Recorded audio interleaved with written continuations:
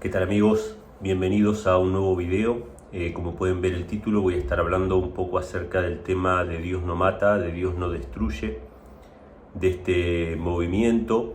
Es un tema del cual vengo meditando ya hace bastante tiempo, no solamente meditando, sino consultando, leyendo, revisando diferentes puntos de vista y había decidido mantenerme un poquito al margen y mantenerme un poquito callado, pero hay varios hermanos que me han escrito manifestándome sus dudas, sus preocupaciones, sus inquietudes y debido a que el ambiente por ahí está un poco sensible y hay hermanos que consideran que cualquier opinión o punto de vista es una especie de ataque personal, había decidido mantenerme un poco al margen.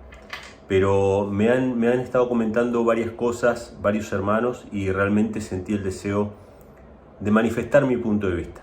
Después de hablar con varios hermanos al respecto, de intercambiar opiniones, un hermano me dijo: mira, todos estamos buscando la verdad, todos estamos buscando la verdad. Y nadie tiene la verdad absoluta, todos estamos buscando y queremos saber y queremos conocer la verdad. Eso fue lo que me dijo. Entonces yo, tomando esas palabras, me sumo a esta búsqueda de la verdad, aportando mi granito de arena con respecto al tema de Dios no mata, de Dios no destruye. Y voy a explicar un poco por qué yo no adhiero, por qué no me he sumado a esta proclamación que pretendiera ser de alguna manera revolucionaria o hacer cambiar, digamos, los conceptos que se tenían acerca de Dios, por el hecho de saber o no si Dios destruye o no destruye, o de qué manera lo hace, ¿no? En principio, en esta primera parte, quisiera manifestar un poco cuál fue el motivo de mi rechazo desde un principio, desde un comienzo. Más allá de haber estudiado o no todos los detalles, hay ciertas cuestiones que a mí me generan rechazo desde un principio, es decir, que no hace falta meterse demasiado para ver ciertos patrones, ¿no? Entonces yo en este movimiento, más allá de las personas que lo integren o que lo hayan integrado en el pasado, por eso quiero hacer la aclaración. Yo sé que hay personas que son sensibles y que piensan que cualquier opinión es un ataque personal. Estos no son ataques personales hacia nadie. Todos mis hermanos que están proclamando que Dios no destruye, yo los amo en Cristo. Yo no tengo ningún problema. O sea, no tengo ningún resentimiento ni nada por el estilo. Yo los amo en Cristo. Yo ahora voy a dar mi opinión de por qué yo no salgo a repetir esa frase, por qué yo no salgo a decir lo mismo, ¿sí? Sé que no todos consideran, no todos los hermanos, incluso no todos los hermanos que han abrazado este mensaje consideran que yo sea su hermano. Hay muchos que consideran que si alguien cree que Dios destruye, no es cristiano y se acabó. Si hay un juicio sobre aquellos que rechacen este mensaje, lo vamos a ver ahora, ¿no?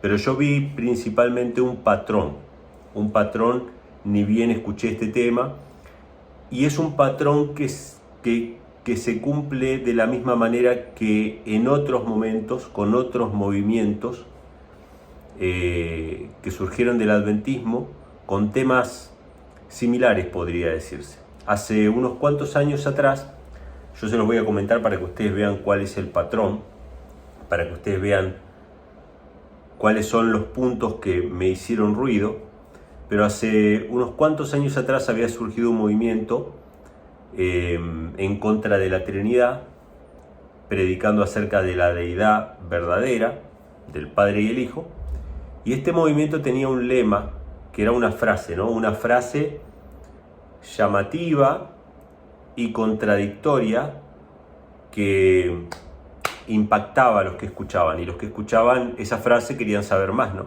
Era como una especie de enganche, ¿no? La frase era que no era un solo Dios, ni que eran tres dioses, sino que eran dos dioses.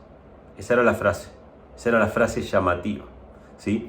Entonces parte del patrón era una frase llamativa, pero que contradiga inmediatamente los conceptos bíblicos que tenemos en nuestra cabeza, que genera una contradicción, un impacto, ¿no? Entonces, todos en nuestra cabeza tenemos, ya sea que seamos trinitarios o no, no importa, todos tenemos en nuestra cabeza que hay un solo Dios. El trinitario considera que está formado por tres personas. El creyente en la deidad considera que ese solo Dios es el Padre que tiene un Hijo. ¿sí? Pero ellos salieron con una frase que era, no son ni tres ni uno, sino que son dos dioses. Dos dioses. Esa era la frase, ese era el santo y seña. Hay dos dioses. Eso obviamente generaba un choque, una contradicción con lo que en la mente de nosotros había. Decimos, como dos dioses. Entonces la gente iba ahí, que le expliquen, y se comían una serie de conferencias de horas y horas y horas y horas y horas y horas de lavado cerebral para aceptar que habían dos dioses. Y parte del patrón era que en realidad él podía explicarte, el predicador te podía explicar y te podía convencer de que eran dos dioses, ¿sí? Obviamente la explicación que había era la divinidad de Cristo, que todos nosotros la creemos. Entonces, al explicarte la divinidad de Cristo te convencía de que si el Padre era Dios, el Hijo era Dios, ¿cuántos dioses había? Habían dos dioses, y vos tenías que decir que habían dos dioses. ¿Qué más era parte del patrón? Que no había ningún versículo bíblico que dijera dos dioses. O sea, él técnicamente podía explicarte que habían dos dioses. Técnicamente te lo podía explicar. De hecho, técnicamente tenía razón. Habían dos personas divinas. Ese era el punto, ¿no? Pero el pequeño detalle, o el pequeño gran detalle, es que no había ni un texto en la Biblia que dijera dos dioses, por más que técnicamente fuera correcto. O sea, técnicamente podríamos decir que si el Padre y el Hijo son dos personas divinas, son dos dioses. Entonces, todos aquellos que rechazábamos este mensaje, no lo rechazábamos porque rechazáramos la divinidad de Cristo, lo rechazábamos porque la expresión no era bíblica. Dos dioses no es bíblico. La Biblia dice un solo Dios, entonces todos los que nos mantuvimos firmes en la postura de un solo Dios, éramos tildados de unitarios. ¿Qué significa unitario? Que no cree en la divinidad de Cristo. El que dice un solo Dios no cree en la divinidad de Cristo. Entonces ahí estaba el juicio, ¿no? Yo estoy recordando todo esto para que ustedes vean el patrón que se repite. Entonces, había un juicio sobre aquellos que no decían la frase antibíblica dos dioses. Aunque fuera correcta, digamos, la interpretación o la explicación técnica fuera correcta, la frase no era bíblica. Dos dioses no era bíblico. Y todos los que negábamos esa frase o nos negábamos a utilizar esa frase, que era la frase el santo y seña, el eslogan, digamos, éramos tildados de negar la divinidad de Cristo. Entonces cuando alguien iba y le preguntaba, ¿dónde hay un texto que diga dos dioses? Ellos decían, no, vos tenés que ver todas estas conferencias, sigue el patrón, sigue el patrón. Vos tenés que ver todas estas conferencias, eran conferencias de horas y horas y horas, y cada serie tenía horas y horas y horas, y aquellos que querían saber, obviamente nunca iban a recibir un claro y positivo, así dice Jehová, que diga dos dioses, nunca iban a recibir eso, pero sí iban a recibir una serie de conferencias que tenían que ser vistas, y obviamente ahí estaba el lavado de cerebro, ¿no? Ahí estaban las amenazas, ahí estaban todas las cosas, porque este predicador siempre amenazaba a la gente, ¿no? De que los que rechazaran ese mensaje eran lo peor que podía existir, y bueno, era un lavado cerebral. Este mismo patrón es el que yo he visto en el tema Dios no mata. ¿Por qué? Tenemos la frase llamativa contradictoria, Dios no mata, Dios no destruye. ¿Por qué es una frase llamativa y contradictoria? Porque todos recordamos y todos tenemos en el inconsciente colectivo todas las ocasiones donde Dios hizo patente su justicia. En el diluvio, en Sodoma y Gomorra, ¿sí? Tenemos un montón de ejemplos en la Biblia donde Dios en primera persona, Él dice, yo voy a destruir al ser humano. Así lo dice. Y no es que son cosas que nosotros imaginamos. No, la Biblia lo dice así. Dios utiliza ese lenguaje. Entonces, está la frase llamativa, Dios no mata, llamativa y contradictoria porque choca contra nuestros preconceptos que tenemos sobre lo que la Biblia dice, impacta, llama la atención y entonces la gente quiere escuchar. Y ahí empieza, bueno, las horas y horas y horas y horas de conferencia para poder cuadrar todas estas historias y todo lo que pasa. Entonces, ¿hay una explicación técnica coherente? Claro que hay una explicación técnica coherente. En el caso de Dios no mata es el cerco protector, Dios retira su protección, entonces Satanás destruye, como en el caso de Job, etcétera, etcétera. Son cosas que yo ya he mencionado y ya he hablado en este canal. a pesar de que Dios quita el cerco protector y Satanás es el que destruye a la familia de Job y le genera la enfermedad y todo eso, Dios se adjudica ese hecho. Él le dice a Satanás: tú me incitaste contra mi siervo Job para que lo afligiera. Y él se lo adjudica. ¿Por qué? Porque él es el que abre el cerco protector. En ese caso. Después hay otros casos donde no se aplica el concepto del cerco protector. Sin embargo, en base a esta explicación del cerco protector, que es técnicamente correcto, o sea, yo podría decir, técnicamente Dios no fue el que afligió a Job, sino que fue Satanás, pero el tema, el gran problema, el pequeño detalle es que la Biblia dice que Dios afligió a Job. Y que Job mismo reconoce eso y dice: hemos de recibir de Dios solamente el bien y no hemos de recibir el mal. Eso lo dice Job, y no pecó Job cuando dijo eso. Y Job dijo: si Dios me matare, aún en él esperaré. Y Job no pecó en eso. Y estoy dando el ejemplo de Job porque es el más gráfico. Pero hay muchos otros ejemplos en los cuales Dios directamente dice, ¿no? Le dice al faraón: deja ir a mi pueblo para que me sirva, si no yo voy a matar a tu hijo. Así le dice Dios al faraón. Dios no elude su responsabilidad en cuanto a quitar la vida del ser humano. Dios habla de esa manera directamente. Pero bueno, más allá de todo esto, hay una explicación coherente, pero el gran problema es que no hay ningún texto que diga Dios no mata, Dios no destruye. O sea, no hay ningún texto en la Biblia que haga esa declaración. Todo lo contrario, hay un montón de textos en la Biblia que dicen que Dios destruye, ¿sí? ¿De qué manera destruye? ¿Podemos darle una explicación técnica? ¿Podemos dar una explicación más profunda? Sí, pero la Biblia dice que Dios destruye. La Biblia lo dice. Y lo dice de esa manera. Y Dios no se anda preocupando por eso. Entonces, tenemos el mismo patrón, la frase llamativa impactante, la explicación coherente, ¿sí? La ausencia de un texto bíblico que diga Dios no mata, Dios no destruye. Todo eso está. Y también está el juicio. Está el juicio. Porque así como aquel movimiento decía: los que no digan dos dioses están negando la divinidad de Cristo, este movimiento dice: los que no dicen Dios no mata están negando el carácter de Dios y no creen que Dios sea amoroso, creen en un Dios asesino, dicen, ¿no? O creen en un Dios que es un tirano y que obliga a las personas, etcétera, etcétera. Bueno, hay toda una serie de juicios, y no solamente juicios sobre los que rechazan el mensaje Dios no mata, sino juicios contra personajes bíblicos, ¿sí? Porque Elías era un asesino en serie, Elías era un burlador, ¿sí? David era un asesino también, y bueno, y hay un montón de personajes bíblicos que son llamados héroes de la fe por el apóstol Pablo, que son considerados asesinos, locos, fanáticos religiosos, por el movimiento Dios no mata. Porque ellos hacen un juicio contra ellos. Ellos no conocían el carácter de Dios. Como no conocían el carácter de Dios, andaban matando gente ahí por su propia cuenta. Eran asesinos, o sea, es lo que hoy sería un talibán, digamos, ¿no? Los talibanes que salen a matar a los que no creen como ellos, bueno, Elías era algo así.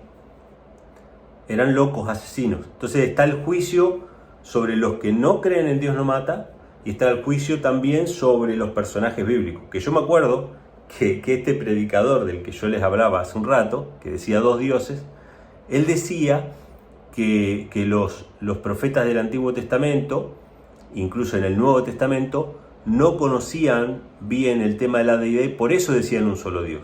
Pero nosotros que sí conocemos mejor a Dios que Abraham, él decía que nosotros hoy conocemos mejor a Dios que Abraham, que Moisés, que todo eso, nosotros sí podemos decir dos dioses porque conocemos mejor que los profetas a Dios.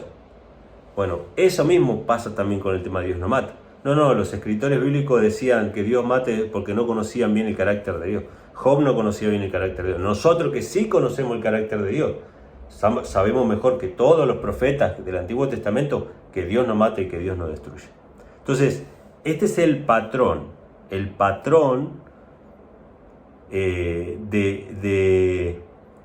fanatismo que yo ya vi anteriormente, que ya lo vi claramente y no me cuesta mucho identificarlo hoy en día.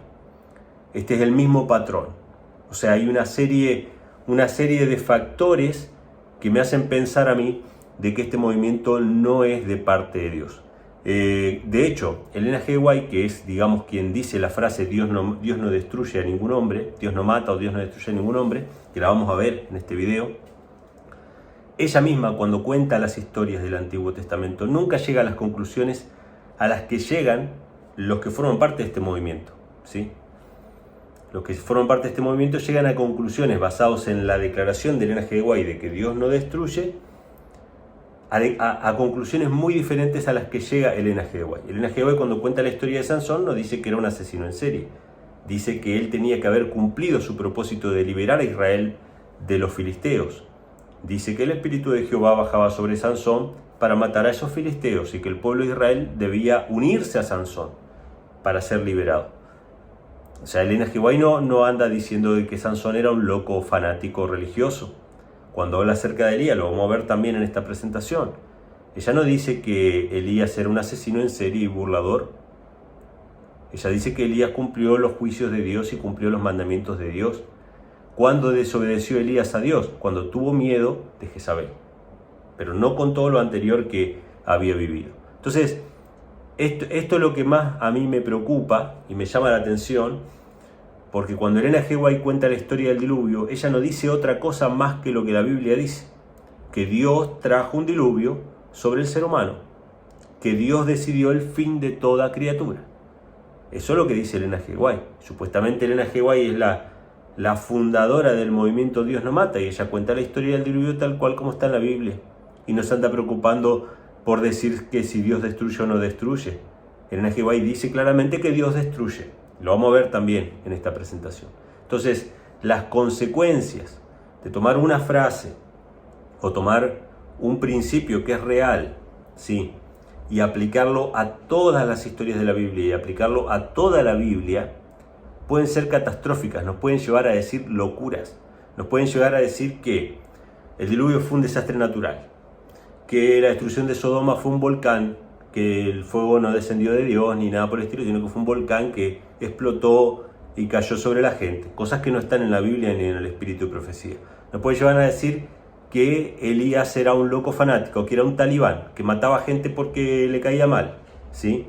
Nos puede llevar a decir un montón de locuras y barbaridades en contra de la palabra de Dios, negando la Biblia y el Espíritu de Profecía.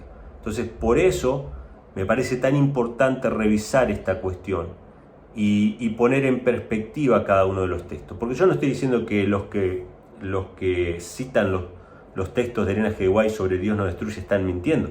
Yo creo en todas las citas de Elena G. White, todas. Para mí todas son verdaderas. Lo que yo creo es que no están mostrando todas las citas, sino que están mostrando solamente las que favorecen a su punto de vista sesgado en este tema.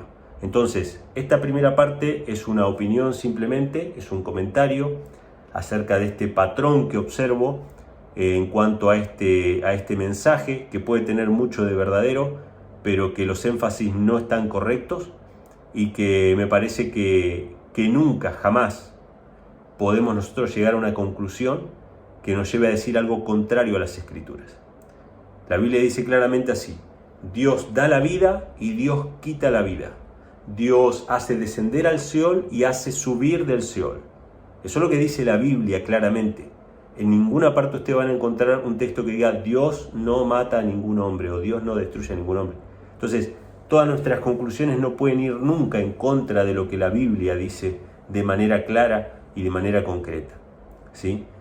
Por más que haya un proceso, por más que haya una explicación coherente, por más que haya un principio por el cual Dios destruye, ya sea quitando el cerco protector, quizá haciendo ver su propia gloria, que es destructiva para el pecado, como lo vamos a ver, de diferentes maneras, ¿sí? Pero nunca podemos llegar a la conclusión de que Dios no destruye de manera tajante, literal y absoluta, como lo están llevando este movimiento, y que les está llevando a decir cosas contra la Biblia que lamentablemente, bueno, yo hago mi parte de decir mi opinión, y el que quiere la recibe y el que no quiere no pasa nada. O sea, cada uno se hará responsable después de las cosas que diga en público. Yo trato de ser muy cuidadoso con las cosas que digo en público, de no mencionar nombres, a menos que sean videos directos como he hecho hablando acerca de predicadores puntuales y con respeto pidiéndoles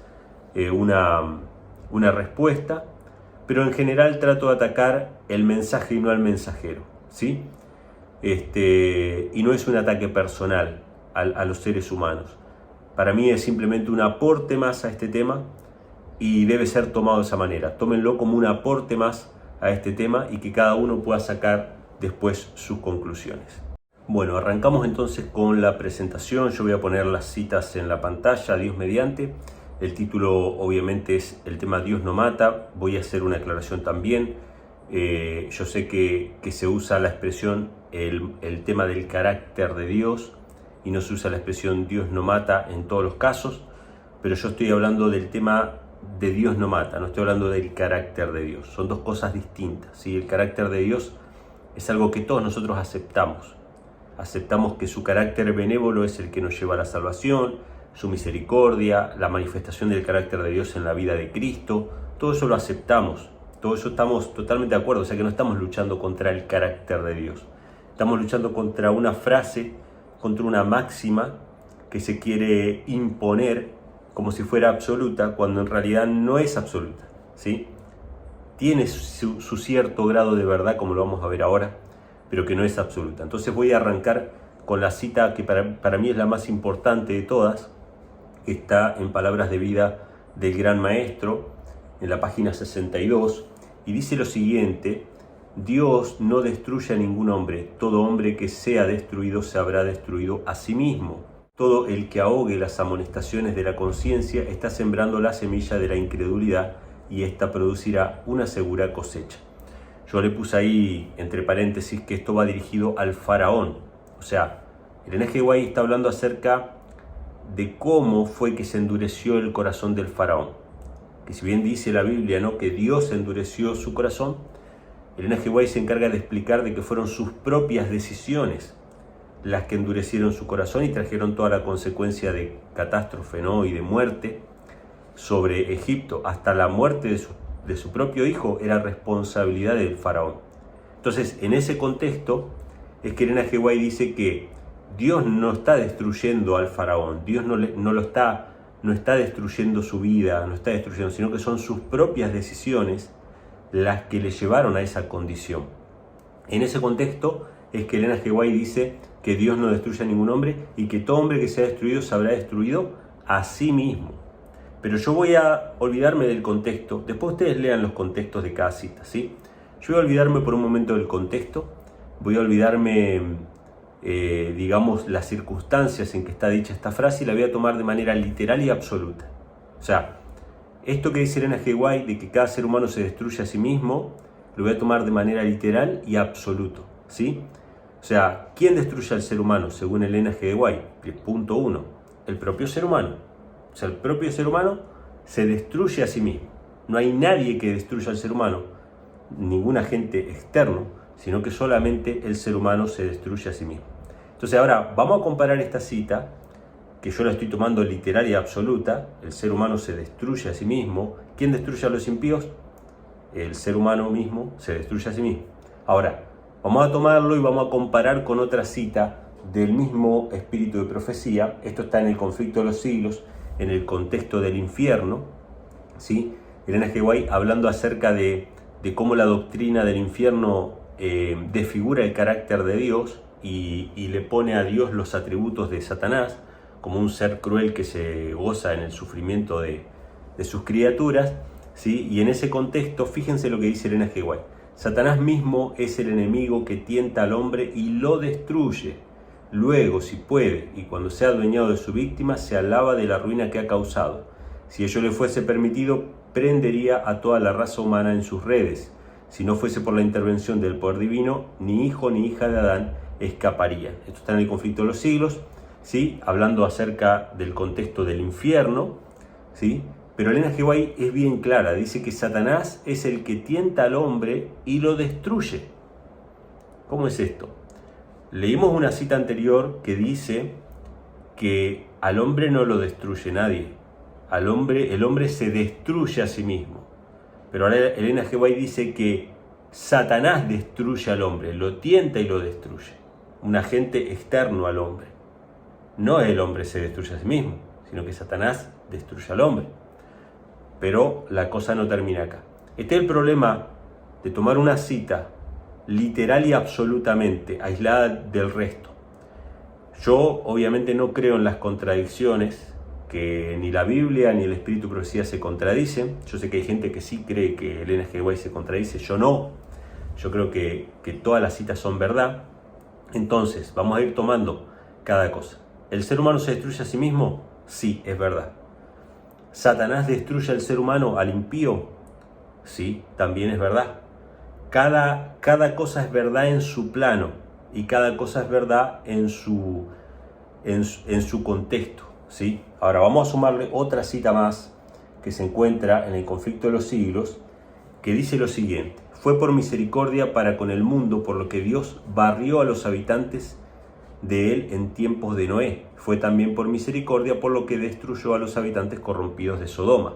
Bueno, acá nos dice, ¿no?, que Dios destruyó a los antidiluvianos y destruyó a los sodomitas, pero con un móvil amoroso, por misericordia, ¿sí? Debido al poder engañoso de Satanás, los obreros de iniquidad se granjean simpatía y admiración y arrastran a otros a la rebelión. Así sucedió en días de Caín y de Noé, como también en tiempos de Abraham y de Lot. Y así sucede en nuestros días. Y escuchen lo que va a decir ahora. Por misericordia, para con el universo, destruirá Dios finalmente a los que rechazan su gracia. O sea, Dios va a destruir a los impíos. Elena G. White dice que Dios los va a destruir y que va a ser un acto de misericordia, movido por su misericordia, por su amor, ¿sí?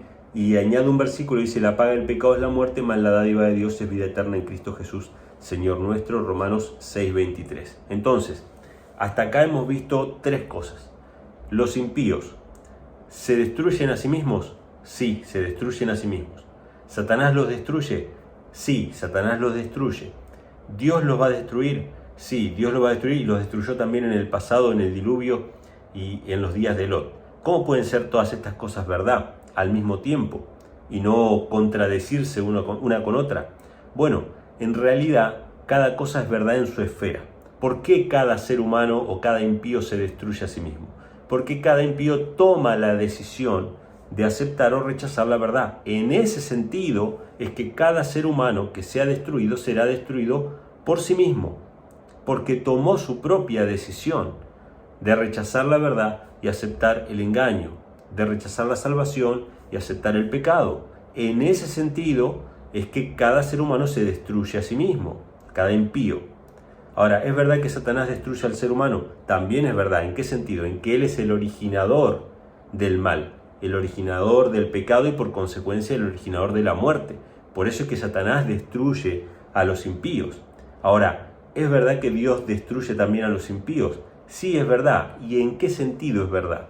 Es verdad en el sentido de que Dios crea y ejecuta sus propias leyes. Es decir, Dios es el que hace cumplir la penalidad del pecado. Ustedes fíjense que yo puse el versículo como está en el Conflicto de los Siglos: la paga del pecado es la muerte, mas la dádiva de Dios es vida eterna en Cristo Jesús.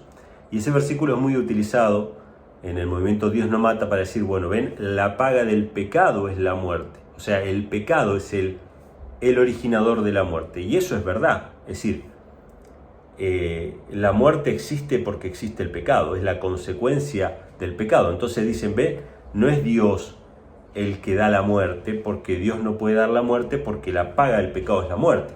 El tema es que la Biblia también dice, y lo voy a poner ahí en pantalla para que ustedes lo vean, comparando con Romanos 6:23, Hebreos 10:30 dice: pues conocemos al que dijo, mío es la venganza, yo daré el pago, dice el Señor, y otra vez el Señor juzgará a su pueblo. O sea, ¿la paga del pecado es la muerte? Sí, la paga del pecado es la muerte. ¿Quién va a dar el pago? Dios va a dar el pago. O sea, los impíos no van a decir, bueno, nosotros vamos a matarnos a nosotros mismos porque la paga del pecado es la muerte. No. Dios va a propiciar que su ley sea cumplida. Dios es el que hace y ejecuta sus leyes. Por más que la paga del pecado sea la muerte, y la muerte provenga del pecado y no de Dios, Dios es el que da el pago. Dios es el que lo impone a esto. Y tiene un tiempo de gracia, ¿sí? Como las naciones paganas que no se arrepentían. O sea, Dios no decía, bueno, que cada uno se destruya a sí mismo cuando quieran. No, Dios tenía un plazo, tenía un punto en el cual no se podía pasar, donde la misericordia de Dios llegaba a un límite y Dios imponía su justicia. Y obviamente que no la imponía de otra manera que por la fuerza, ¿sí? Lo vamos a ver también ahora en algunas citas. Y Apocalipsis 22:12 dice, he aquí yo vengo pronto, mi galardón conmigo para recompensar a cada uno según sea su obra. O sea, no es que la muerte sea algo que Dios haya creado o propiciado. No es que Dios se agrade tampoco en la muerte del impío. No es que Dios quiera la muerte del impío. Pero Dios es el que da a cada uno conforme a sus obras. Él va a dar el pago. La paga del pecado es la muerte. Dios va a dar el pago. Dice, mía es la venganza, dice el Señor. De hecho, ese pasaje, mía es la venganza, Dios se lo dice a los hombres para que los hombres no se venguen, para que los hombres no tomen venganza. Dicen, ustedes no tomen venganza, la venganza es mía. O sea, el hombre no tiene derecho a tomar venganza, pero Dios sí tiene derecho a tomar venganza. Y recuerden esta palabrita, derecho, derecho. Esto es fundamental en este tema, ¿sí? Porque lo que el hombre no tiene derecho, Dios sí tiene derecho. A lo que el hombre, la ley, le está prohibido, a Dios no le está prohibido, ¿sí? Esto tiene que ver con la ley de Dios. La ley de Dios dice, no matarás. Pero esa ley no aplica al Dios que está por encima de nosotros, que nos creó, sino que la ley de Dios aplica entre nosotros como semejante. Lo vamos a ver también ahora en algunas citas del Espíritu de Profecía. Pero vamos a avanzar. Voy a compartir con ustedes una cita más, que está también en Palabras de Vida del Gran Maestro, y que nos habla acerca de que no tanto de que Dios no destruye, sino que Dios no desea la destrucción. Que por ahí viene un poco la cosa, ¿no? O sea, no es que Dios no tenga el poder y el derecho de quitar la vida. Dios tiene el poder y el derecho de quitar la vida porque Él es el dador de la vida. Pero lo que Dios no quiere es que nadie pierda la vida, ¿no? Entonces dice así, Dios no desea la destrucción de nadie. Vivo yo, dice el Señor Jehová, que no quiero la muerte del impío, sino que se torne el impío de su camino y que viva. Volveos de vuestros malos caminos, ¿y por qué moriréis? Ezequiel 33:11. Durante el tiempo de gracia su espíritu está induciendo a los hombres a que acepten el don de la vida.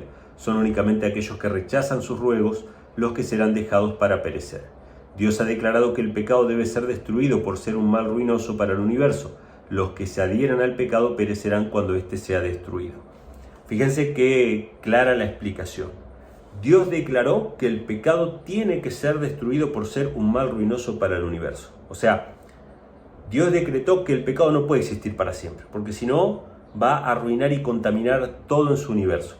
Por amor a sus criaturas, por amor a sus seres creados, tanto los salvados como los que no cayeron, Dios va a destruir el pecado. Dios va a destruir el pecado.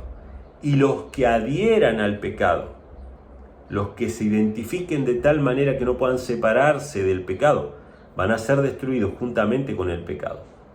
Entonces, acá podemos ver que Dios no quiere la muerte del que muere. Dios no quiere que nadie sea destruido. Pero es inevitable que muchas personas van a ser destruidas por la gloria de Dios, porque van a estar tan unidas al pecado que van a perecer juntamente con el pecado. Entonces podemos ver que el ser humano se destruye a sí mismo, sí es verdad, se destruye a sí mismo porque toma la decisión de ponerse del lado del pecado, ¿sí? ¿Satanás destruye al ser humano? Sí, claro, lo destruye porque él es el originador del mal, el originador del pecado, el originador de la muerte. ¿Y Dios destruye al pecador, destruye al impío? Sí, porque él ejecuta su ley. Es decir, el pecado va a ser destruido y todos los que se adhieran al pecado van a ser destruidos juntamente con el pecado. Entonces, ¿Dios quiere la muerte del que muere? No. ¿Dios quiere que el ser humano sea destruido? No. El ser humano se destruye por su propia decisión, se destruye a sí mismo, ¿sí? Pero es Dios el que ejecuta esa ley.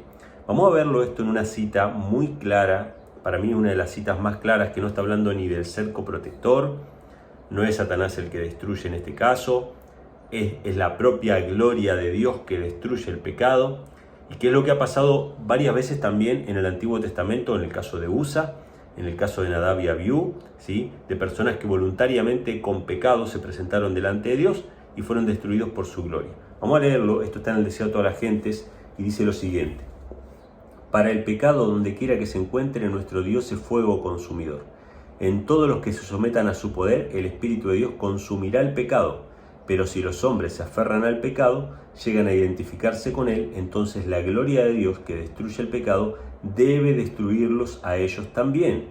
Jacob, después de su noche de lucha con el ángel, exclamó: vi a Dios cara a cara y fue librada mi alma. Jacob había sido culpable de un gran pecado en su conducta hacia Esaú, pero se había arrepentido, sus transgresiones habían sido perdonadas y purificado su pecado. Por lo tanto, podía soportar la revelación de la presencia de Dios. Pero siempre que los hombres se presentaron a Dios mientras albergaban voluntariamente el mal, fueron destruidos. En el segundo advenimiento de Cristo, los impíos serán consumidos con el espíritu de su boca y destruidos con el resplandor de su venida. La luz de la gloria de Dios, que imparte vida a los justos, matará a los impíos. ¿Sí? Bueno, la expresión de 2 de Tesalonicenses 2, hablando de Cristo, y que dice que Él lo matará al hombre de pecado con el espíritu de su boca y el resplandor de su venida, está diciendo eso, ¿no? Que Cristo mismo va a matar al hombre de pecado, lo va a destruir. ¿De qué manera? Con el resplandor de su gloria, con el espíritu de su boca, dice, ¿no? Entonces, fíjense qué claro que está esta cita. Para el pecado, nuestro Dios es fuego consumidor. Cada vez que el hombre se presenta ante Dios para presentar el pecado, ¿no? Para confesar el pecado, ese Espíritu de Dios, que es la gloria de Dios, consume el pecado y nos libera a nosotros, nos perdona, nos limpia de todo pecado. Ese fuego consumidor que consume el pecado, si nosotros se lo entregamos, Él lo consume.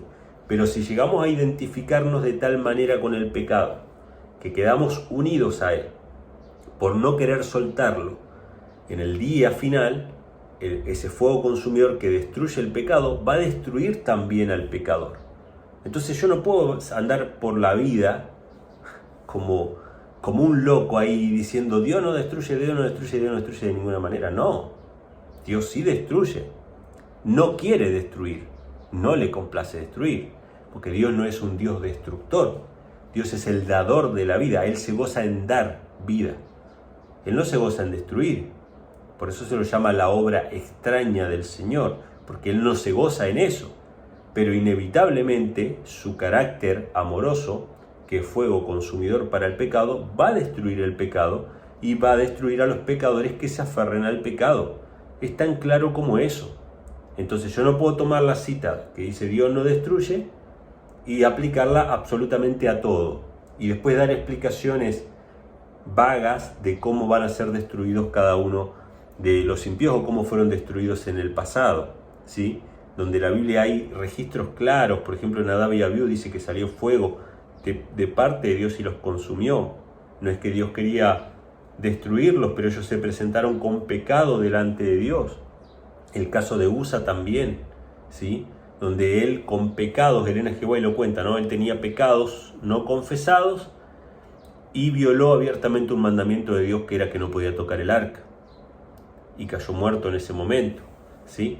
Yo no puedo aplicar Dios no destruye a absolutamente todo. No, Dios no destruye a ningún hombre, porque cada ser humano decide ser destruido.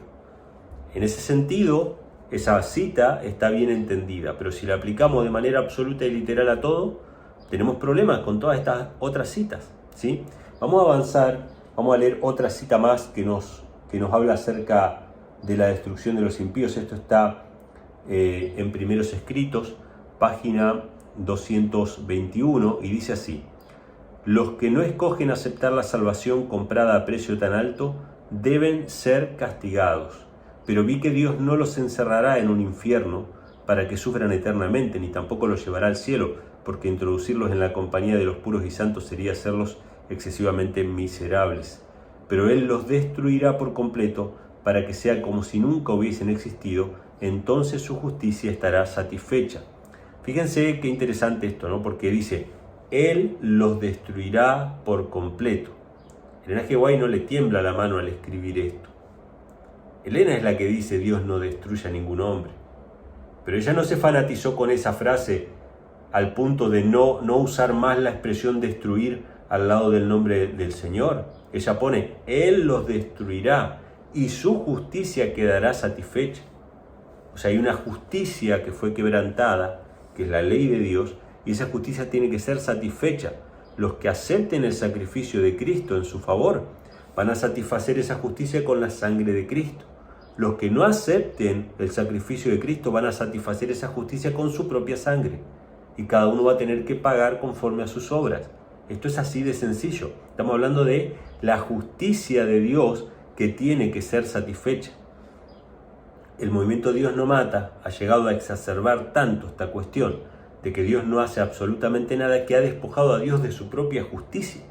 Porque ya no es Dios exigiendo su justicia para su ley quebrantada. Ahora son los impíos aplicándose a sí mismos ellos su propia justicia. Una justicia obviamente deteriorada, una justicia obviamente pervertida. No, es Dios el que va a demandar su propia justicia.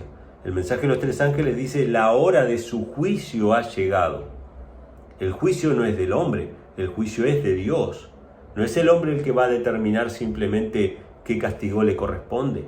No, el juicio es de Dios. La ley de Dios fue quebrantada. Entonces dice Elena G. White, formó al hombre con el polvo de la tierra y los desobedientes y profanos serán consumidos por fuego y volverán a ser polvo.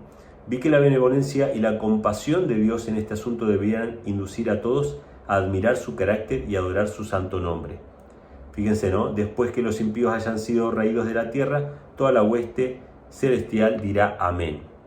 Dice que el carácter, ¿sí?, y la compasión de Dios deben ser admirados y debe ser adorado su santo nombre por el acto final de la destrucción de los impíos. Y dice que todas las huestes angélicas van a decir amén.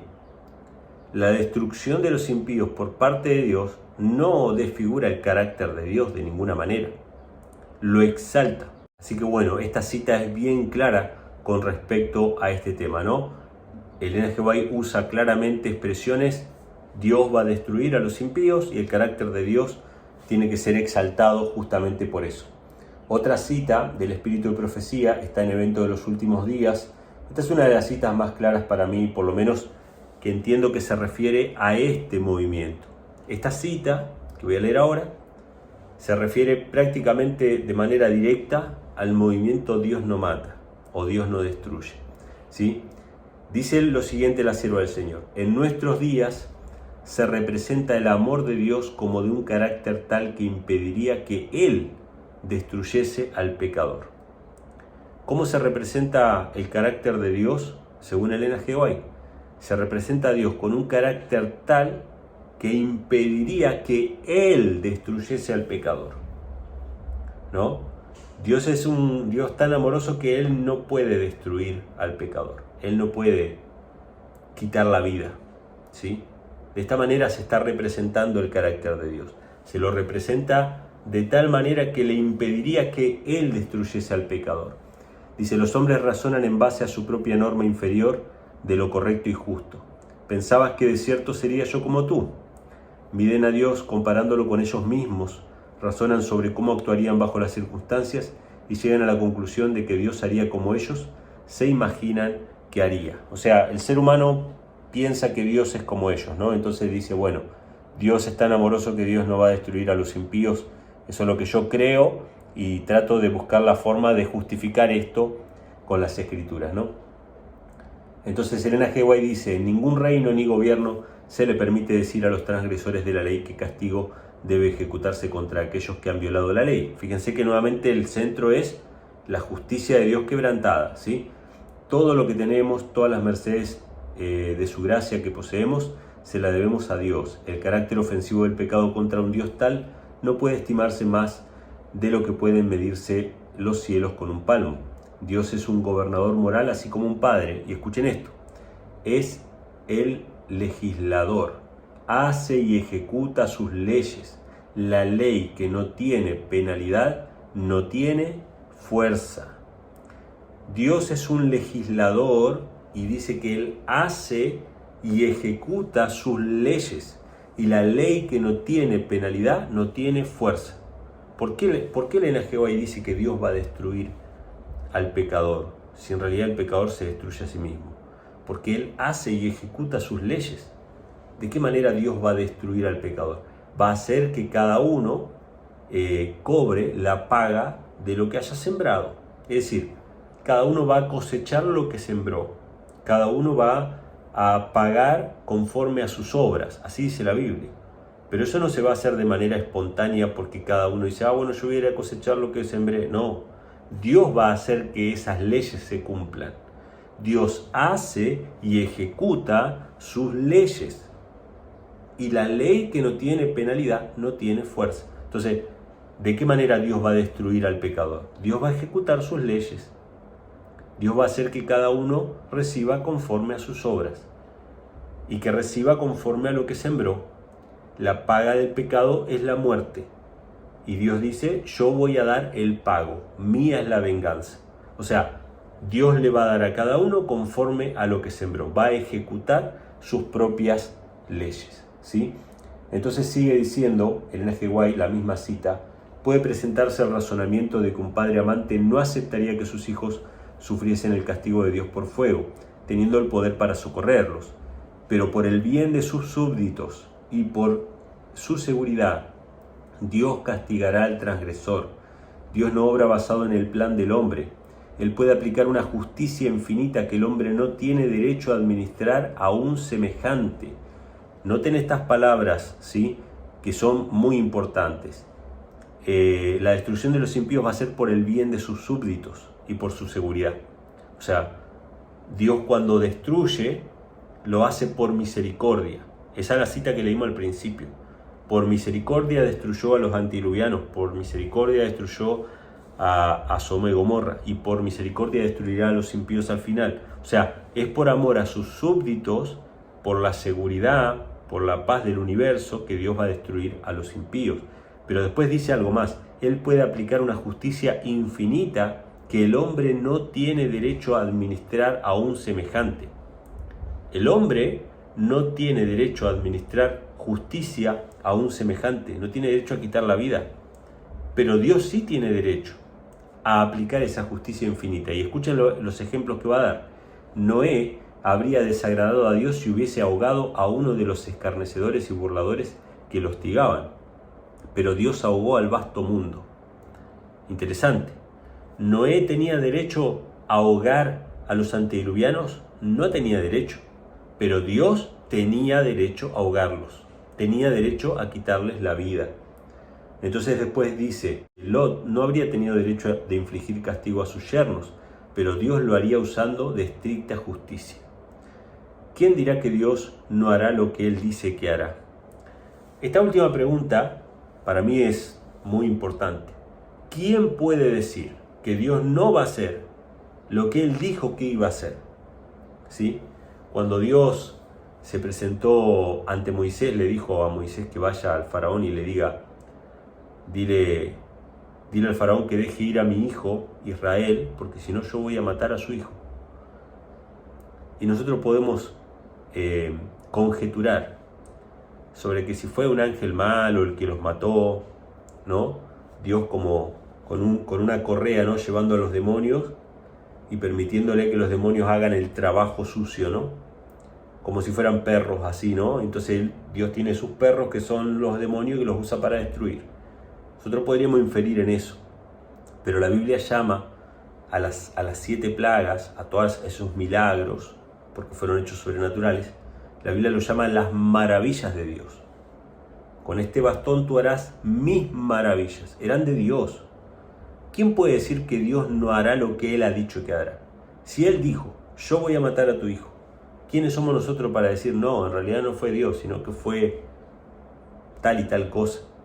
Toda una elucubración solamente para contradecir lo que Dios ha dicho que hará. Si Dios dijo que Él va a dar el pago a cada uno conforme a sus obras, ¿quiénes somos nosotros para decir que no va a ser Dios el que lo va a hacer? ¿Quiénes somos nosotros para contradecir eso? Entonces esta cita es muy clara. Noé no tenía derecho, Lot no tenía derecho, pero Dios sí tenía derecho a quitar la vida. y Dios lo hizo con una justicia infinita. Obviamente siempre estamos hablando en torno a la justicia de Dios. Y con respecto a esta justicia y a este derecho de Dios, me gustaría compartir con ustedes 2 o 3 citas más que hablan acerca de hechos históricos que aparecen en la Biblia, que son básicamente la destrucción de algún pueblo, ¿sí? O de ciertas personas, que son presentados por el movimiento Dios no mata como si fueran actos independientes de Israel. Como que Israel dice, bueno, nosotros vamos a matar gente porque es la única manera que sabemos de hacer justicia, y Dios dice, bueno, esta gente, mi pueblo está matando gente, pero no era mi voluntad que esos pueblos fueran destruidos, o no era mi voluntad que estas personas fueran destruidas, y como que Israel hacía todo esto de manera independiente. Yo creo que cuando nosotros leemos las historias del Antiguo Testamento, está claro cuándo ellos desobedecían a Dios y cuándo no. O sea, la Biblia lo dice, ¿no? Por ejemplo, cuando ellos tenían que ir a conquistar Canaán, ellos desobedecieron a Dios al tener miedo por el informe de los espías, y después fueron, pero Dios les había dicho, yo no los voy a acompañar, y ellos fueron igual y bueno, los sacaron corriendo, ¿no? Conocemos esa historia. Ahí tenemos claramente que ellos habían desobedecido a Dios. Pero había momentos en que ellos no desobedecieron a Dios, sino que fueron por fe y conquistaron reinos, ¿sí? Se hicieron fuertes en batalla. Estoy citando Hebreos capítulo 11 de los héroes de la fe. Y estas cosas las hicieron por la fe, ¿sí? Porque el movimiento Dios no mata dice, no. Lo que pasa es que ese uso de la fuerza que ellos tenían, de los ejércitos y todo eso, Sansón, David, todo eso fue hecho en el viejo pacto, como justificación por obras, ellos haciendo la voluntad de ellos mismos, que pensaban que era de Dios, pero en realidad era de ellos mismos. Pero Pablo, en Hebreos 11, habla acerca de estos héroes, ¿sí? Y menciona a Sansón, a Jefté, bueno, menciona a los héroes de la fe, y ellos dicen que lo hicieron por la fe, en el nuevo pacto, no en el viejo pacto. Lo hicieron en el nuevo pacto, lo hicieron por la fe en Cristo, que se hicieron fuertes en batalla, que conquistaron reinos, ¿sí? O sea, todas esas cosas que sucedieron, que son claramente alusión a las guerras de Israel, fueron hechas por la fe. No fueron actos independientes por voluntad propia, por sus propias obras y por su propia fuerza. Todo lo contrario, cada vez que Sansón quería exaltarse a sí mismo, Dios le hacía perder su fuerza, ¿sí? Cuando tuvo sed y pensó que se iba a morir, y él tuvo que decir, no, Señor, yo maté a estos filisteos por tu poder, no fue por mi propia fuerza. Y él tuvo que reconocer, era al revés, ¿sí?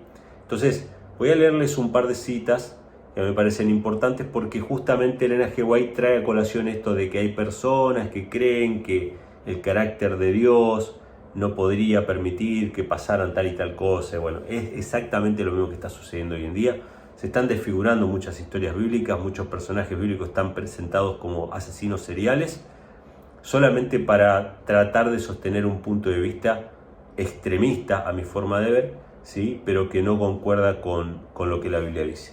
La primera cita es sobre la destrucción de Jericó, y dice así: la destrucción total de los habitantes de Jericó no fue sino el cumplimiento de las órdenes dadas previamente por medio de Moisés con respecto a las naciones de los habitantes de Canaán. Del todos las destruirás, de las ciudades de estos pueblos ninguna persona dejarás con vida. El movimiento Dios no mata dice que cuando Dios le mandó destruir a las ciudades se refería solamente a destruir sus ídolos, nada más. Pero acá Elena G. White dice que se refería a no dejar persona con vida. Acá lo dice así. Yo entiendo todos los esfuerzos que se hacen por tratar de defender a Dios, pero Dios no necesita que nadie lo defienda, ese es el gran problema. Dios no necesita un asesor de imagen, porque Dios es Dios y Él puede decidir quién vive y quién no. Si no entendemos eso, hermano, estamos en un problema muy grave. Si no entendemos que Dios es Dios y que Dios no tiene que dar explicaciones a nadie de lo que hace, si no entendemos eso, tenemos un problema muy grave. Queremos defender a Dios de lo que Él mismo hace y ser una especie de asesor de imagen, ¿sí? Para caerle bien a una sociedad sensibilizada, a una sociedad que se ofende por todo. La gente se ofende, ¿por qué Dios destruyó a tal ciudad? ¿Quién es Dios? ¿Cómo quién es Dios? Dios es Dios, justamente. Él no tiene por qué dar explicaciones a nadie, ¿sí? Entonces, Elena G. White dice que la orden de Dios era del todo las destruirás, que no iba a dejar a ninguna persona con vida. Eso está en Deuteronomio 7. Dice, muchos consideran, y acá viene la cuestión, muchos consideran estos mandamientos como contrarios al espíritu de amor y misericordia ordenado en otras partes de la Biblia, pero eran en verdad dictados por la sabiduría y bondad infinitas. Muchos, voy a repetirlo, muchos consideran estas órdenes como contrarias al carácter de Dios. Es más, ellos dicen, no, esas son las leyes malas que Dios le dio a Israel. Dios le dio leyes malas, contrarias a su carácter, pero esas leyes no, esas órdenes no tienen nada que ver con Dios. El Elena White dice que muchos consideran así, sin embargo, en verdad eran dictados por la sabiduría y bondad infinitas. ¿Por qué? Bueno, ella lo va a explicar. Dios estaba por establecer a Israel en Canaán para convertirlo en una nación y un gobierno que fueran una manifestación de su reino en la tierra. No solo habían de ser los israelitas herederos de la religión verdadera, sino que habían de difundir sus principios por todos los ámbitos del mundo. Los cananeos se habían entregado al paganismo más vil y degradante, y era necesario limpiar la tierra de lo que con toda seguridad habría de impedir que se cumplieran los bondadosos propósitos de Dios. Para que se cumplieran los bondadosos propósitos de Dios, las cosas buenas que Dios tenía para el mundo, para el ser humano, había que limpiar la tierra de ciertos pueblos que impedirían esa obra. Todo lo que Dios hace tiene un motivo de misericordia y de amor, por más que a nosotros nos parezcan crueles, por más que a nosotros nos parezcan despiadados. Nosotros queremos ponernos en la mente de Dios y saber qué es lo mejor y qué es lo que Dios debería hacer. ¿Qué hay en el fondo de esto? Ni más ni menos que soberbia, ni más ni menos que querer saber más que Dios. Pero para que los propósitos de misericordia de Dios se cumplieran, habían pueblos que tenían que ser limpiados. Así lo dice. Eso es lo que dice Elena G. White, la misma que dijo, Dios no destruye a ningún hombre. Ella dice que los que consideran que estas órdenes son contrarias al carácter de Dios, simplemente ignoran los propósitos de misericordia y de amor que Dios tenía para la humanidad. Entonces dice, cuán fácilmente derribaron los ejércitos celestiales las murallas de Jericó. ¿Quiénes fueron los ejércitos celestiales? Los ángeles de Dios. ¿Qué hicieron? Empujaron las murallas hacia adentro, matando a un montón de personas, destruyendo a un montón de personas. ¿Y quién era que dirigía las huestes celestiales? Lo dice la sierva del Señor. Dice, orgullosa ciudad cuyos baluartes 40 años antes habían aterrado a los espías incrédulos. El poderoso Israel había dicho, he entregado en tu mano Jericó, y con estas palabras fueron impotentes las fuerzas humanas. No podían ver el ejército de ángeles que les asistían a ellos bajo la jefatura del Hijo de Dios. O sea, lo voy a poner en palabras claras, lo voy a poner en criollo para que se entienda esta cita.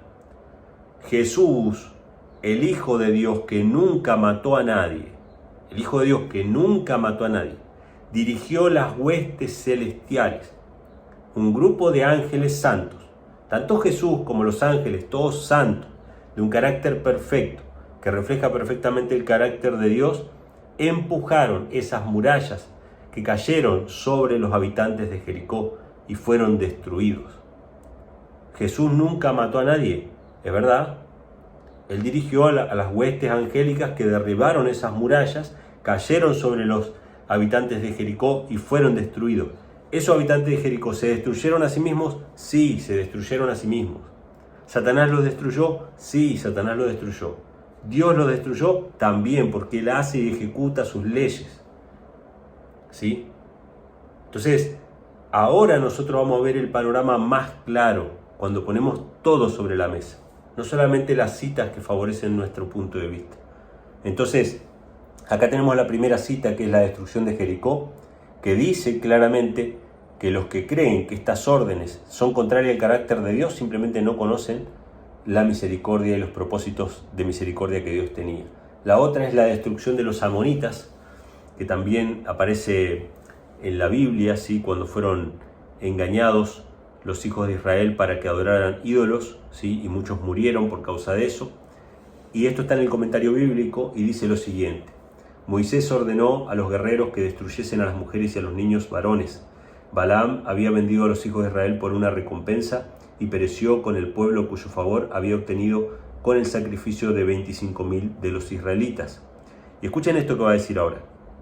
El Señor es considerado como cruel por muchos al requerir que su pueblo hiciera guerra contra otras naciones. Dicen que eso es contrario a su carácter benévolo. ¿Quiénes son los que dicen esto? Nosotros no. Nosotros no.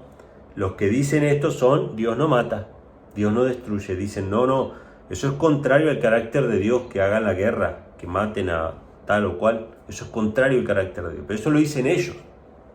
Eso lo dicen ellos, no lo dice la Biblia, no lo dice el Espíritu de Profecía, eso lo dicen ellos, ¿sí? Entonces dice: pero aquel que hizo el mundo y formó al hombre para que morara sobre la tierra tiene un control ilimitado sobre todas las obras de sus manos y tiene derecho, escuchen esta palabra nuevamente, tiene derecho a hacer como le plazca y lo que le plazca con las obras de sus manos. ¿Qué es lo que tiene Dios? Que el hombre no tiene. El hombre no tiene derecho a quitar la vida, pero Dios tiene derecho. Cada vez que estos hombres de Dios, como David, Sansón o parte del ejército de Israel, quitaron la vida a otras personas de naciones extranjeras y lo hicieron bajo una orden de Dios, no estaban cumpliendo un derecho que ellos tuvieran, estaban cumpliendo un derecho de Dios, estaban ejecutando un juicio divino. Por eso no eran asesinos. Por eso no se puede decir que David era un asesino por matar a Goliat. David era un asesino por matar a Urías, pero no por matar a Goliat. Por matar a Goliat estaba cumpliendo un juicio divino, pero por matar a Urías, él se había convertido en un asesino. Esto es así. Si no entendemos eso, hermanos, tenemos un gran problema para entender la Biblia. La Biblia no es más que lo que dicen los ateos, ¿sí? Los cumplimientos de un Dios caprichoso que a veces nos dice que matemos y a veces nos dice que no matemos. Un Dios caprichoso, como lo ven los ateos. No, Dios nos dice a nosotros que no matemos. El mandamiento no matarás regía sobre David, sobre Sansón, sobre todo el pueblo de Israel. Pero los juicios divinos no eran considerados asesinato. Era un juicio divino. ¿Por qué? Porque Dios tiene derecho a hacer lo que le plazca con la obra de sus manos. Eso es lo que dice Elena G. de White. Los que consideran a Dios cruel por esto es porque no saben que Dios tiene derecho a hacer lo que Él quiera con la obra de sus manos. El hombre no tiene derecho a decirle a su hacedor: ¿por qué haces así? No hay injusticia en el carácter de Dios. No hay injusticia en el carácter de Dios. Él es el gobernante del mundo y una gran parte de sus súbditos se ha rebelado contra su autoridad y han hollado su ley. Nuevamente, ¿cuál es el centro del conflicto? La ley de Dios, la justicia de Dios. Ha usado a su pueblo como instrumento de su ira para castigar a las naciones impías que lo habían vejado e inducido a la idolatría. O sea, Dios utilizó a su pueblo Israel para administrar su justicia. Dios hace y ejecuta sus leyes. La ley que no tiene penalidad no tiene fuerza. ¿Sí? Estoy citando otros textos porque todos son del mismo orden. Los que consideran a Dios cruel por mandar a destruir una nación es porque no conocen el derecho de Dios que tiene sobre sus criaturas y no conocen la vejación que está sufriendo la ley de Dios continuamente. El desafío que está recibiendo continuamente Dios, así como Goliat, que durante 40 días insultó a Dios, hasta que la justicia de Dios fue satisfecha. ¿Sí? Entonces, hermanos, estas citas son muy claras. Vamos a ir con los sacerdotes de Baal, porque esto fue algo que realmente me impactó. Escuchar cómo se decía que Elías, cuando mató a los sacerdotes de Baal, había cometido un homicidio, no un homicidio, un homicidio en masa, ¿sí? Un asesinato en masa, y que Elías, como no conocía el carácter de Dios, nosotros conocemos el carácter de Dios mejor que Elías, Fíjense el mensaje por detrás.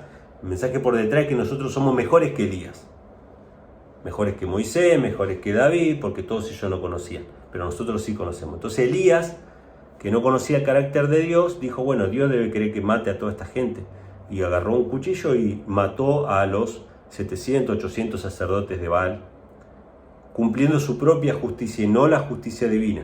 Además, Elías era un burlador. O sea, Elías era prácticamente Dios no mata, defiende a los sacerdotes de Baal y condena a Elías como si fuera Elías lo peor del mundo. ¿sí? Esto realmente me impactó, esto me impactó al punto de yo llamar a mis hermanos, preguntar, qué sé yo, revisen esto porque me parece grave que estén diciendo que Elías era un asesino en serie, que era peor que Charles Manson y peor que cualquier otro asesino famoso, porque ¿quién mata con un cuchillo a 800 personas? ¿Quién hace eso? Un loco, un desquiciado. Si no es un juicio divino, eso fue un pecado terrible. Y aún así, bueno, Elías fue llevado al cielo, una cosa que no tiene ninguna explicación, no tiene ningún sentido. Cuando yo escuché esto, decirlo, de parte de mis hermanos, y sostenerlo, de que Elías era un asesino en serie, que estaba loco realmente el hombre, yo dije, no puede ser esto. Yo he leído que esto no era así, y fui y busqué la cita y no era así. Entonces, ¿qué dice Elena G. White sobre los sacerdotes de Baal? Dice así: los sacerdotes de Baal presenciaron consternados la maravillosa revelación del poder de Jehová. Sin embargo, aún en su derrota y en presencia de la gloria divina, o sea, presenciando la gloria divina, rehusaron arrepentirse de su mal proceder. Querían seguir siendo los sacerdotes de Baal. Y escuchen lo que va a decir ahora Elena G. White. Demostraron así que merecían ser destruidos. A fin de que el arrepentido pueblo de Israel se viese protegido de las seducciones de aquellos que le habían enseñado a adorar a Baal, el Señor indicó a Elías que destruyese a esos falsos maestros. ¿Qué dice la sierva del Señor? Que el Señor, o sea, Dios, le dio una indicación al profeta, le habló, él escuchó la voz claramente, de que tenía que destruir a esos falsos maestros. La ira del pueblo ya se había despertado contra los caudillos de la transgresión, y cuando Elías dio la orden, prendan a los profetas de Baal, que no escape ninguno, el pueblo estuvo listo para obedecer. Se apoderó de los sacerdotes, los llevó al arroyo de Sisón, y allí, antes que terminara el día que señalaba el comienzo de una reforma decidida, se dio muerte a los ministros de Baal. No se perdonó la vida a uno solo. Bueno, Dios no mata llegó a decir que Elías mató a los profetas de Baal porque era un loco desquiciado, ¿sí?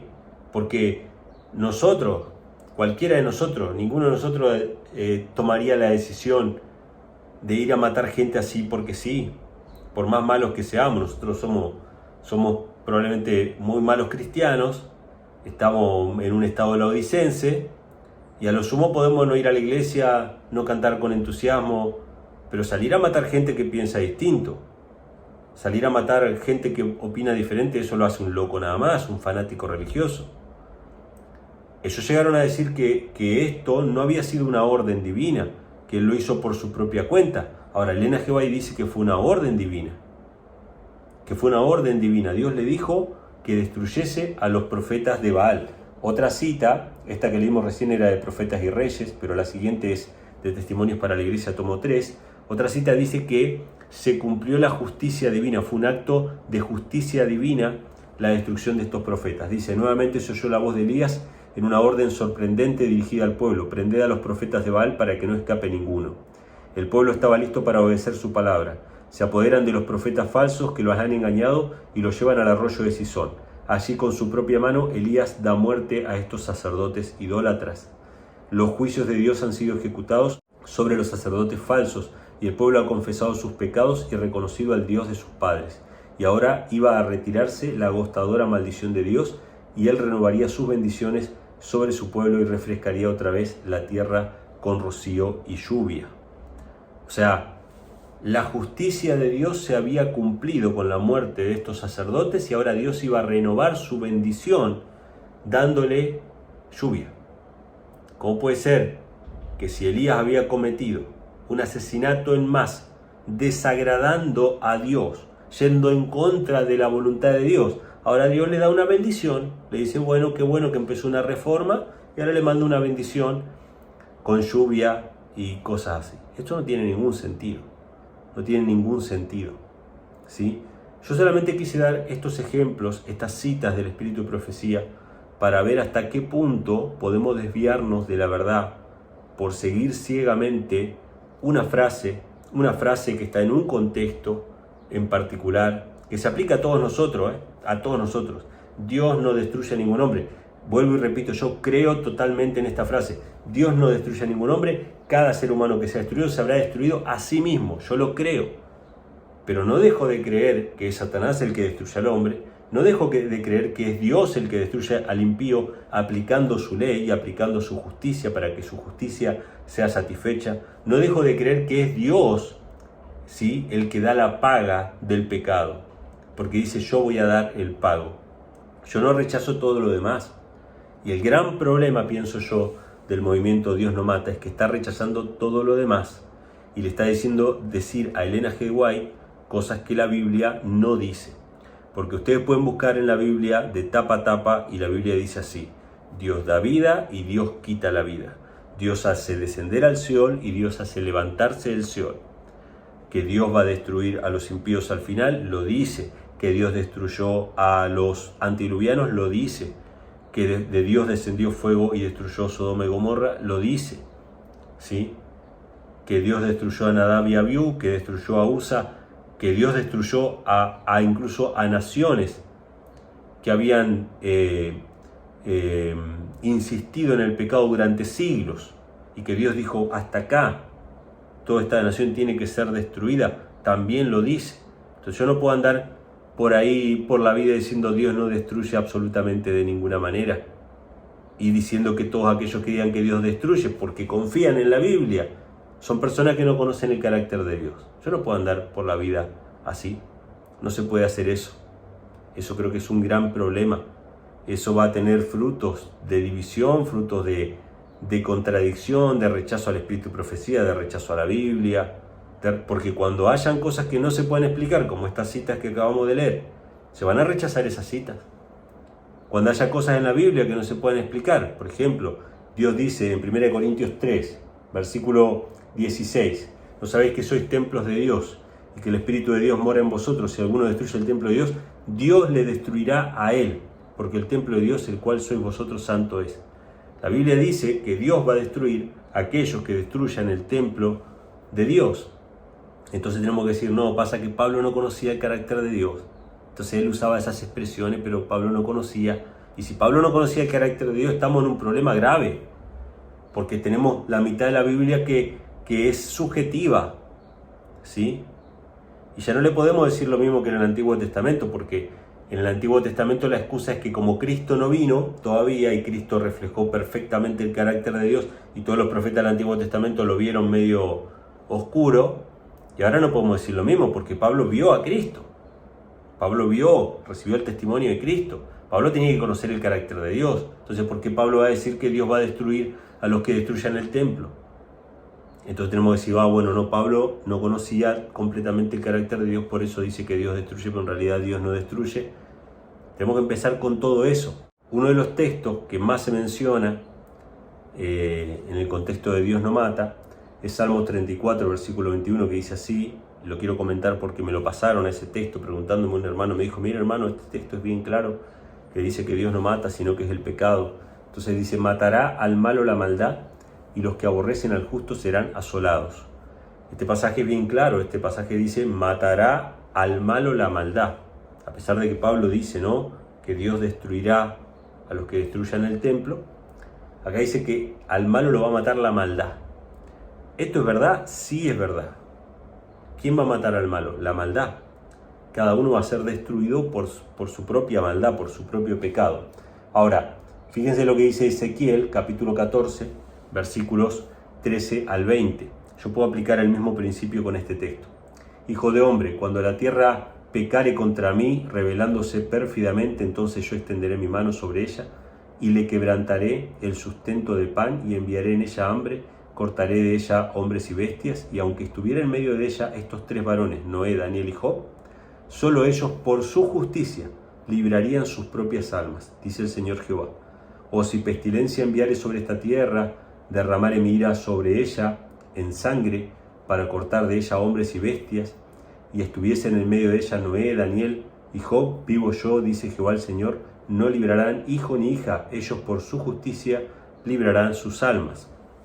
Este pasaje dice exactamente lo mismo que el anterior, ¿sí?, el de Salmos. El Salmo dice, matará al malo la maldad. y en este dice que la justicia del hombre es lo que va a salvar al hombre. O sea, si estuvieran Job, Noé y Daniel, ellos serían salvos por su propia justicia, pero no podrían salvar a otras personas. Si yo tomo esto así, literal, ¿quién mata al malo? La maldad. ¿Quién salva al justo? Su propia justicia. O sea, la propia maldad del malo mata al malo, la propia justicia del hombre salva al hombre.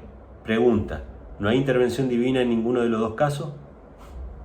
Si yo digo que no hay intervención divina en la destrucción del impío, porque es solamente la maldad lo que mata al hombre, tengo que decir que no hay intervención divina en la salvación del justo, sino que mi propia justicia me salva. Dios no hace nada. No, claro que no. O sea, así como la maldad mata al malo, la justicia salva al justo, y en ambos casos hay una intervención divina. ¿Sí? La intervención divina en la salvación es obviamente aceptar la sangre de Cristo, la propiciación que Dios hizo. La intervención divina en la destrucción de lo impío es la aplicación de la ley. ¿Sí? Dios va a dar el pago a cada uno conforme a sus obras. Hasta aquí las citas del Espíritu Profecía. Hay muchas más citas por ahí dando vuelta que quizá más adelante yo las comparta. Hay muchos versículos también que podría compartir con ustedes sobre este tema, pero a mí me parece que estos ejemplos que he dado son suficientes para ver que simplemente el movimiento Dios no mata está presentando una parte de la verdad, y está rechazando las declaraciones más concretas y claras de la Biblia. Es decir, vamos a ponerlo de esta manera. Yo no creo que sea así, pero lo voy a poner de esta manera. Vamos a poner que siempre que alguien es destruido es por el cerco protector. Dios quita el cerco, entonces Satanás viene y lo destruye. Vamos a suponer que es así, pero no siempre es así. En el caso de Job fue así, ¿sí?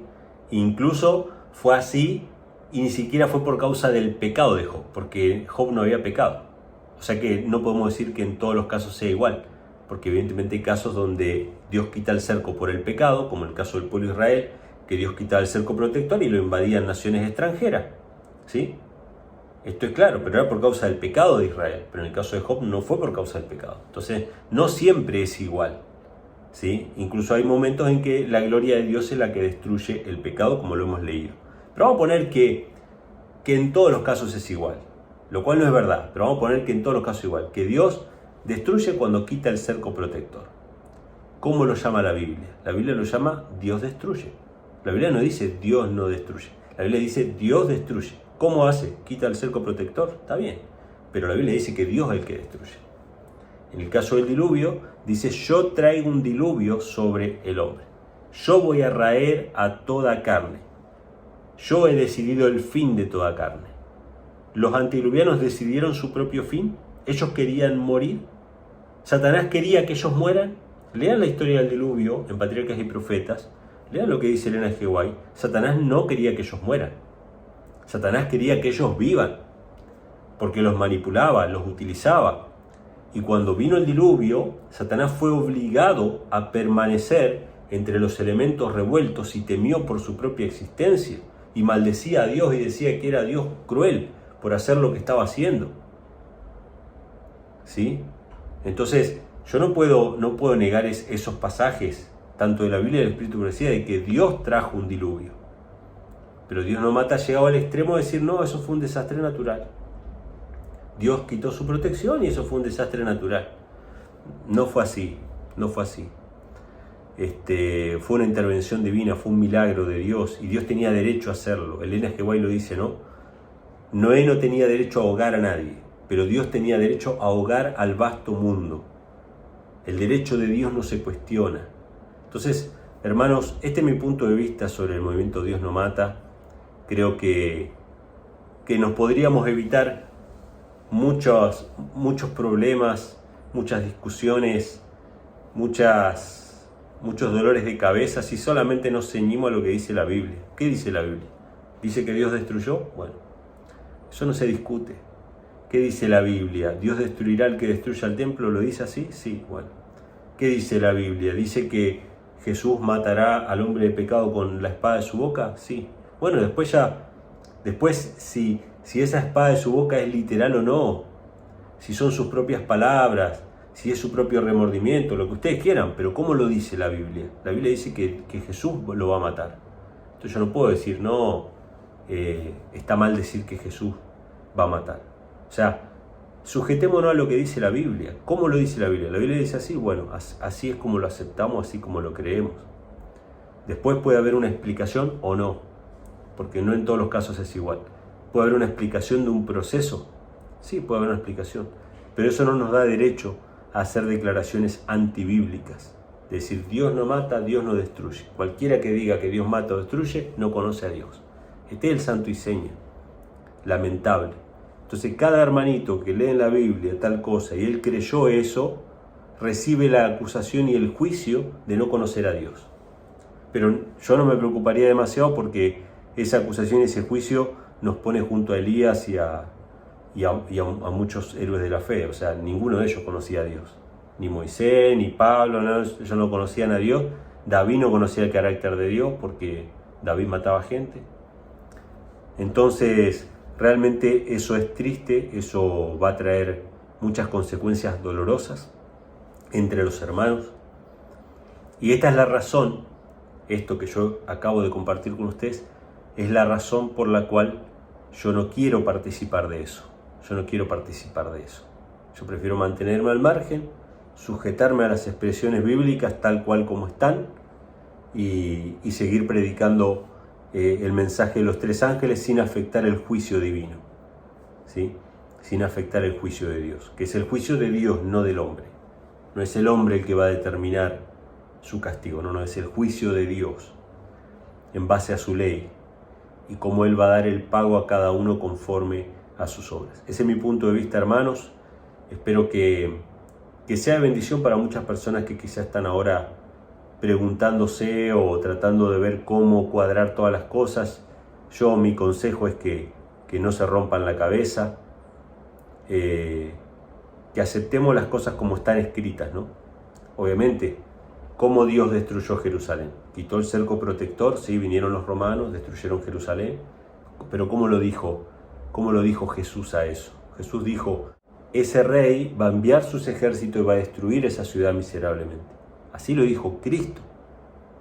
¿Cómo fue que eso sucedió? Dios quitó su protección, vinieron los ejércitos, destruyeron Jerusalén, destruyeron ese lugar miserablemente. Pero Jesús no le quitó ninguna palabra, ¿sí?, al relato. Él dijo que ese rey iba a destruir esa ciudad.